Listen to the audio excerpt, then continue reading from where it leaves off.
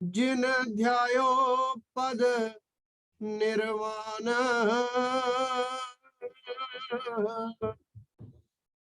मंगत भक्ति योग से पायो मुक्त निधान। गिनती गिने ना सके जिन ध्यायो पद निर्वाण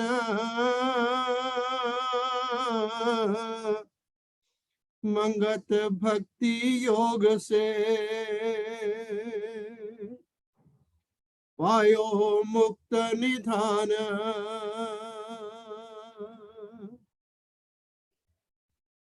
मीराबाई और रविदासा साची भगत की अधिक प्यासा।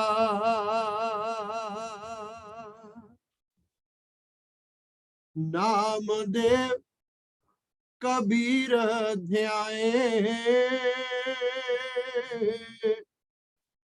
नानक पल पल में जस गाए। प्रभु की भगत में सिद्ध पीर तपीश्वर पल पल सिमर सर्व जगदीश्वर। प्रभु की भगत में गुरु पीर अवतारा आज्ञा प्रभु में सत निश्चय धारा।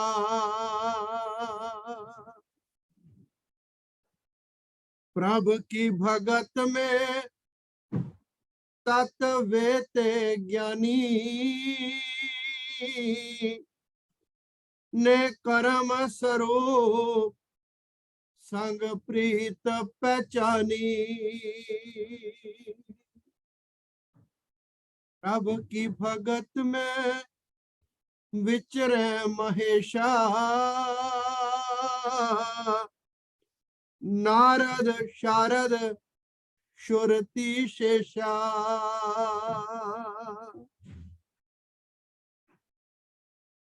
प्रभु की भगत का विरंच पुजारी भगत आरूढ़ विष्णु घटधारी।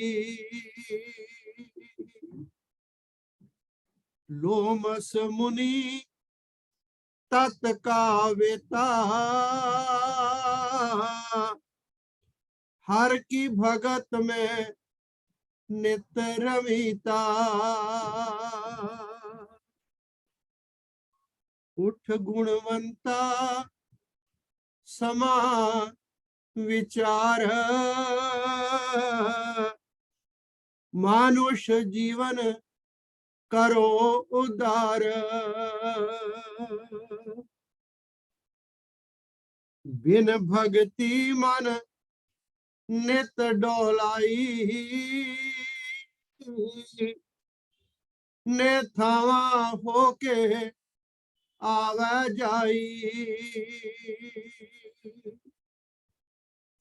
बिन भक्ति नर पशु से नीचा कूड़ कपट विकार चित सींचा। बिन भक्ति नर प्रेत स्वरूपा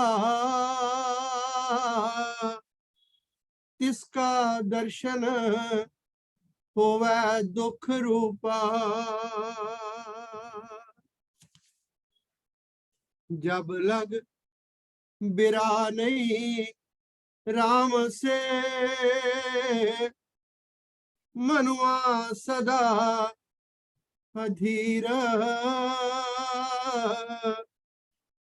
मंगत सरोवर शांत का, नारायण पद सिर। जब लग बिरा नहीं राम से, मनुआ सदा अधीर। मंगत सरोवर शांत का, नारायण पद सिर। ओम ब्रह्म सत्य सर्वव्याधा।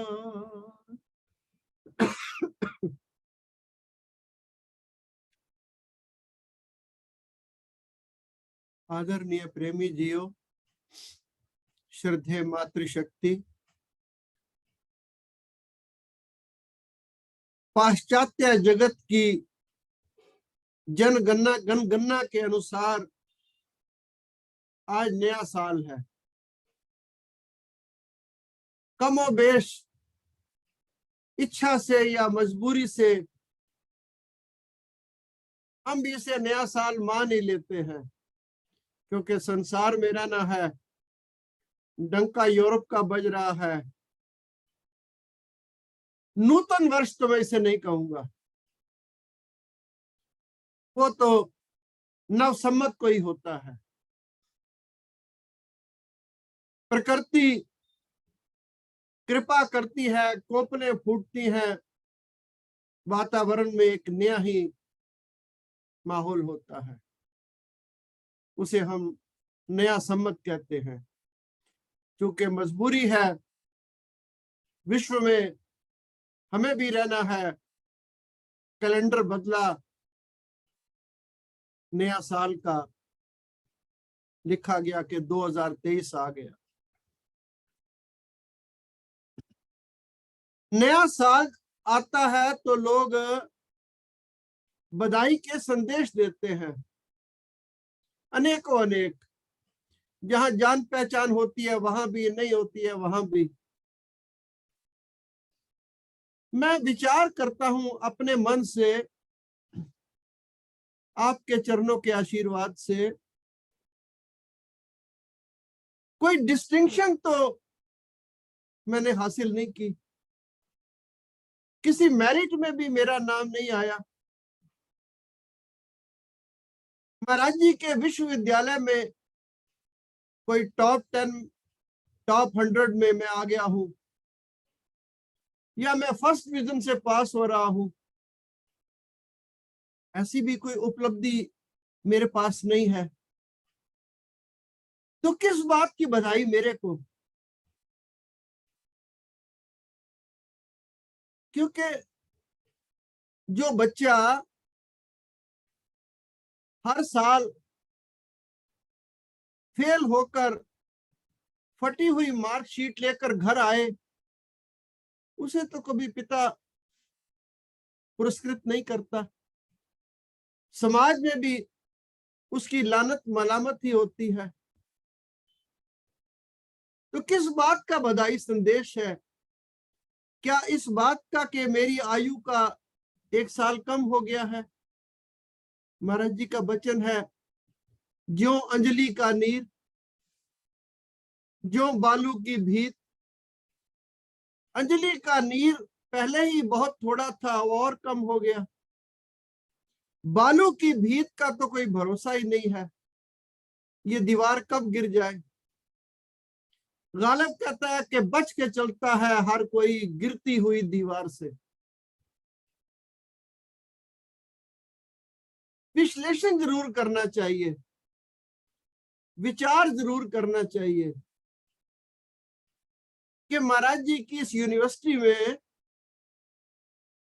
मैं कहीं स्टैंड करता हूं, दोबारा एडमिशन लायक होने लायक मेरा कार्यकलाप, मेरी जीवनचर्या है? अगर नहीं, तो नए साल में नई शुरुआत तो कर लेनी चाहिए, और पिछली गलतियों का पश्चाताप भी करना चाहिए।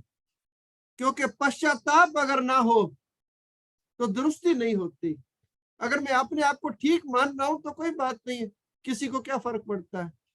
और अगर मैं किसी कमी में हूं जिस करके मुझे मानुष का जन्म मिला है और उस कमी को दूर करने का मैं यत्न नहीं कर रहा, तो फिर पश्चाताप तो बनता है और दुरुस्ती का यत्न पहले से जरा ज्यादा कोशिश से, प्रयत्न से करना चाहिए। विद्वान लोग कहते हैं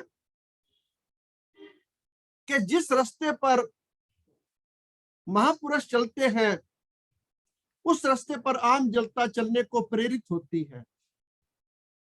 महाराज जी की वाणी का जो पहला शब्द है वो इसी और इंगित कर रहा है, गिनती गिने ना आ सके जिन ध्यायो पद निर्वाण। तू प्रेमी अकेला नहीं है, तेरे से पहले असंख्य, जैसे महाराज जी ने एक स्थान पर फरमाया, कोट जीव नित आवते कोट जाए नित नीत। जिन्होंने अपना जीवन व्यर्थ खो दिया, ऐसे कोट जीव हैं। मगर महाराज जी प्रेरणा कर रहे हैं कि तू इस मार्ग को पकड़ ले। तुझसे पहले गिनती गिने ना आ सके जिन ध्यायो पद निर्वाण। जिन्होंने उस ईश्वरीय अवस्था को प्राप्त किया, समता बुद्धि को प्राप्त किया, निर्वाण अवस्था में स्थित हुए, मंगत भक्ति योग से उन्होंने भक्ति को अपने जीवन का एक मुख्य साधन माना, सबसे जरूरी काम माना उन्होंने।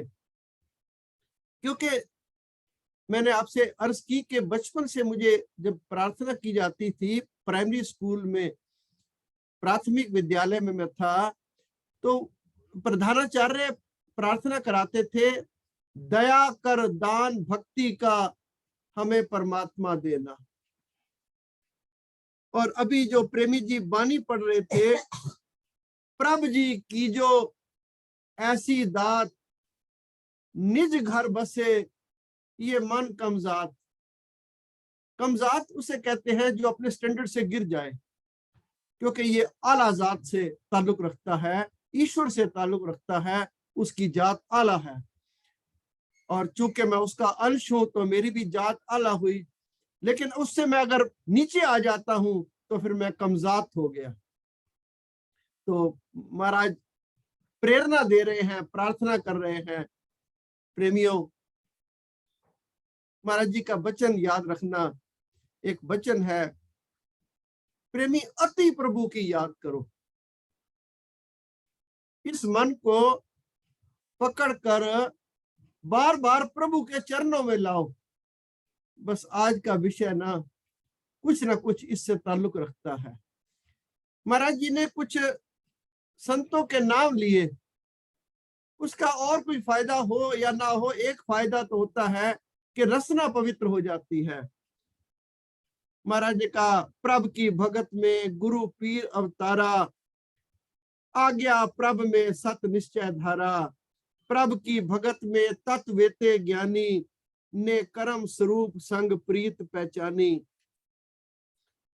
प्रभ की भगत में विचरे महेशा, नारद शारद श्रुति शेषा। प्रभ की भगत का विरंच पुजारी।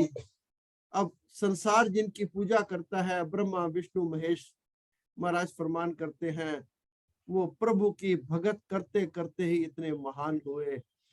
प्रेरणा दे रहे हैं कि मेरे जीवन में शौक पैदा हो जाए कि जो और जंजाल मैंने पकड़े हुए हैं इनको छोड़कर भक्ति के मार्ग में कदम उठ जाए। और अगर नहीं उठेगा ना प्रेमी जी, क्योंकि महाराज कह रहे हैं, उठ गुणवंता समा विचार। समा विचार को अगर आप विचार करें, क्योंकि जितने सत्पुरुषों के नाम महाराज जी ने अपनी वाणी में उच्चारण फरमाए वो भी मानुष की देह में ही आए। उन्होंने अगर आत्म साक्षात्कार किया, निर्वाण अवस्था को प्राप्त किया, अपने जीवन की कल्याण की, तो मानुष के चोले में ही की। तो महाराज फरमान करते हैं, उठ गुणवंता समा विचार। समा, तुझे मानुष का जन्म भी मिला हुआ है और ईश्वर रूप गुरु भी मिले हुए हैं, तो ये समा तुझे बार बार नहीं मिलेगा। और महाराज तुझे गुणवंता भी कह रहे हैं, तू कैसा ये तू अपने आप को जानता है। अगर महाराज फरमान कर रहे हैं कि तू गुणी है, तो उस गुणवंता समा विचार, क्योंकि जिन्होंने मोक्ष पद प्राप्त किया वो मानुष चोले में ही किया, और किसी चोले में ये उपलब्धि हासिल नहीं हो सकती। क्या उपलब्ध किया? मानुष जीवन करो उदार। इस मानुष जीवन का उदार कर ले, इसको लेखे लिख ले। फिर महाराज फरमान करते हैं, बिन भक्ति नर पशु से नीचा। अब पशु और इंसान में क्या फर्क है?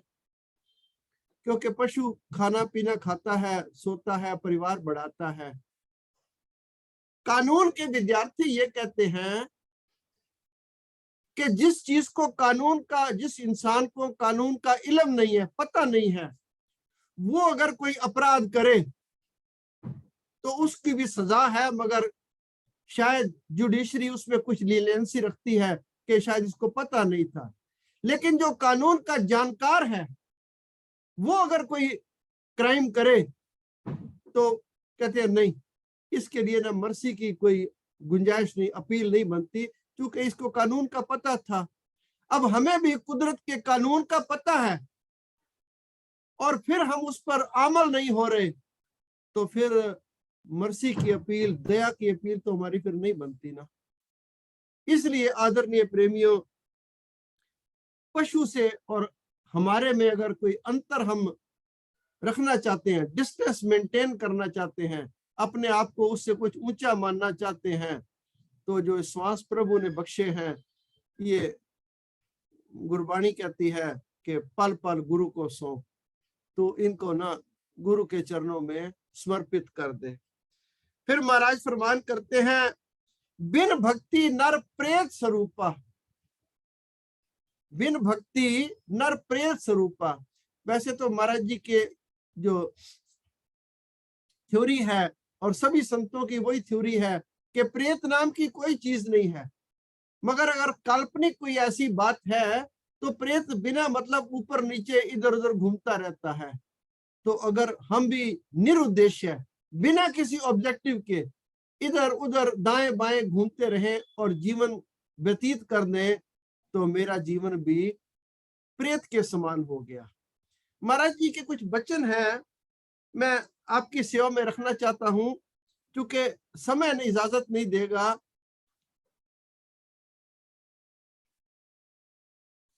एक प्रेमी ने प्रश्न किया, महाराज जी, ईश्वर को पाने का रास्ता एक है या अनेक? महाराज जी, ईश्वर को पाने का रास्ता एक है या अनेक?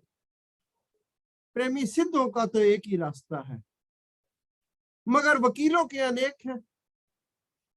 सिद्ध अपनी अनुभवी वाणी बतलाते हैं, मगर वकील दूसरों की वाणी सुनाकर वकालत करते हैं। क्योंकि ईश्वर को पाने का एक ही जरिया है, एक ही साधन है कि ईश्वर की भक्ति। उसमें भी संत जन कहते हैं कि तू और तो जो तेरी तमन्ना है, कामना है, उसको छोड़ दे।